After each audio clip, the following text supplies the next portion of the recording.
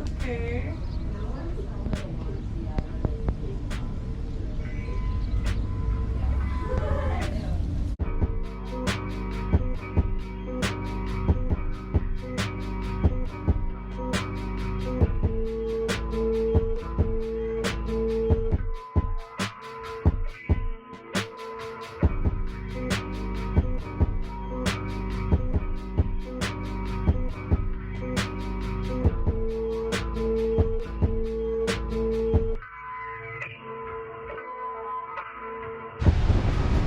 What's up, guys?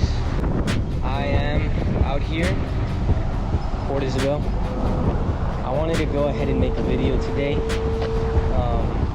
or actually I guess the first in what could be called a series or something. But really, I mean, it's just, I'm gonna just be making videos, you know, talking to you guys about Jesus. I encourage you guys to go and read the Bible for yourselves. Read the New Testament, the 4 different perspectives of Jesus. He defeated death. He rose again after 3 days of being dead. Gonna wait to cross the road here. Got a whole lot of stuff going on, a lot of traffic, but I guess I mostly wanted to make this video to talk about that, to talk about Jesus and the fact that he was crucified for the sin of the world, the fact that he died and rose again, and he is the only reason why anybody makes it to heaven, why anybody is in heaven. So I wanted to read to you guys John 3:16. I grew up Christian, or at least I grew up going to church, right? It was a little bit of random, you know, a little bit of Catholic, a little bit of Jehovah's Witness, but it was all religion. There was no Jesus. No relationship with God, which that's really what it is. That's really what counts. Let me cross the road, actually. See if I can safely make my ways crossing this road here. Kind people letting me pass. So John 3:16. Let's take a look.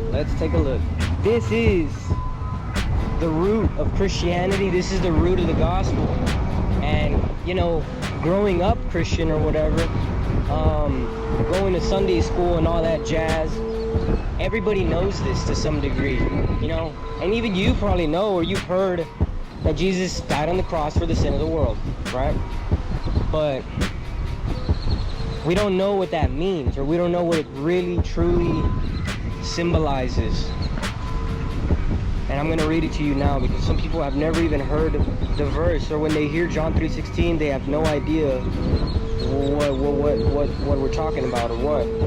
John 3:16 is simply this: for God so loved the world that he gave his only begotten Son, that whosoever believeth in him should not perish but have everlasting life. Yup. So we need to think about that, man. We need to think about the fact that God sent his only Son as a savior, okay? Not a condemner. He didn't send a condemner. He sent a savior, you know, so that all who believe in his name may not be condemned, but that they may be saved. Everything's gonna come to pass. Nothing will stand here later, you know what I mean? God's gonna wipe it and make it new. All this stuff is gonna pass. So we shouldn't get caught up in material things, you know, petty things, temporary things. These things are nice though, you know. This is God's creation after all. It's beautiful. We ought to cherish it. We ought to take care of it. But let's not lose the plot over the, you know, the sights and the wonders and You know what I mean? Because tomorrow isn't promised to anybody. We all know that, right? But we don't think about it. We hear that Jesus is coming back, which he is.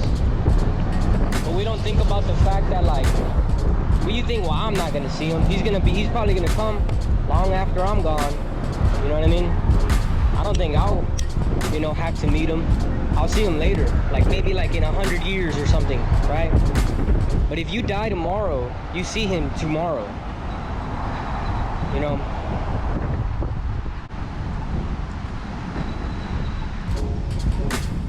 There's only one problem with the world. It's sin. The failure to love, honor, and respect one another at the level that God expects us to.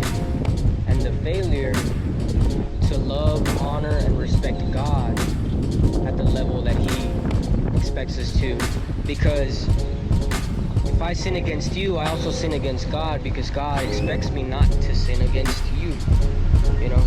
So, and plus, we are all created in the image of God. So if I sin against you and disrespect you, I'm disrespecting the image of God, thus disrespecting God. It's impossible, So those people that, want to walk around condemning, condemning people or whatever, those are the people that Jesus hated, because they were hypocrites. Those were the Pharisees, the religious people, you know what I mean? The holier than thou or whatever. When, Bible says that all fall short of the glory of God.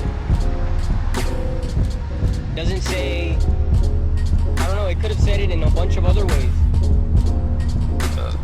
It could have said nobody's perfect, which kind of that's what that basically boils down to, but instead it says that everybody fall short. We all fall short. You know what I mean? Like, we don't make the mark. That's what sin is. We don't make the mark. You know what I mean?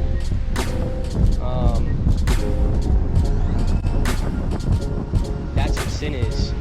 That's the problem with the world, man. If the world didn't have that and everybody loved and respected one another and loved and respected God and his commandments and his expectations at the level that he expects, we'd have a perfect world. Everybody would be like Jesus. It would be a perfect world. But nobody can be like Jesus. Or we can only be like him, right? We can be Christ-like, But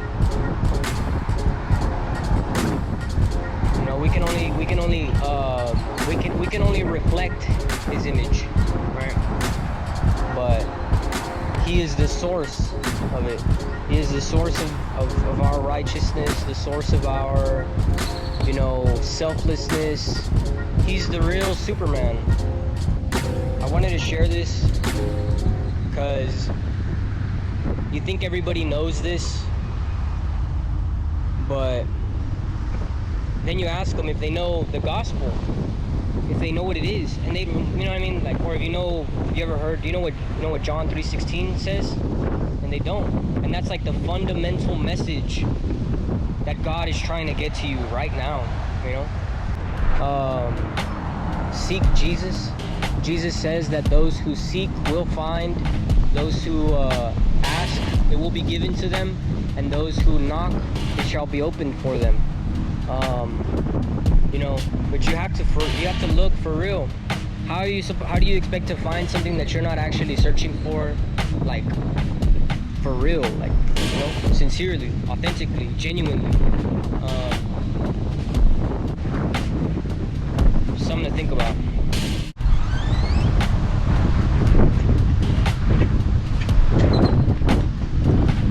Here we are today.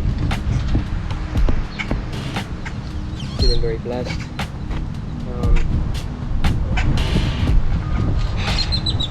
I don't know, I just wanted to bring you guys the gospel. I wanted to bring you guys the gospel. So let's say we're done tomorrow. That's the last thing you need before you're out of here to the next place. It's gonna be that. That's your password to the gates. It's Jesus. He is the password. He is the answer. He is the key. He says it himself.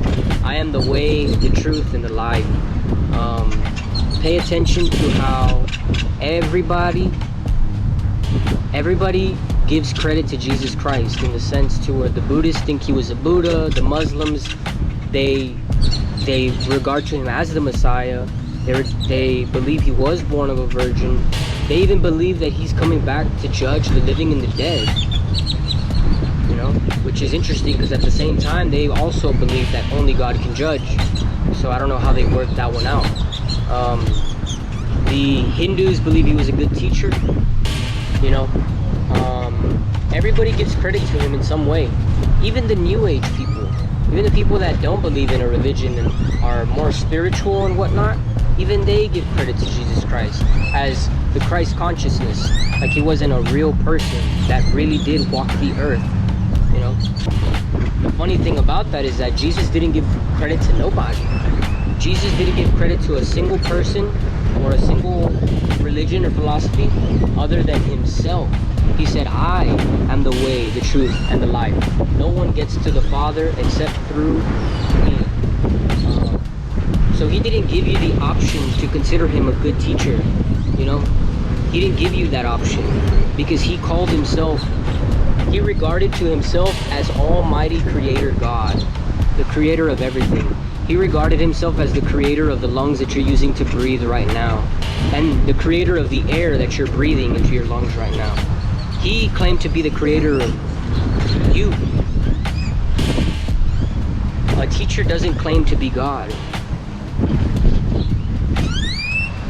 You know?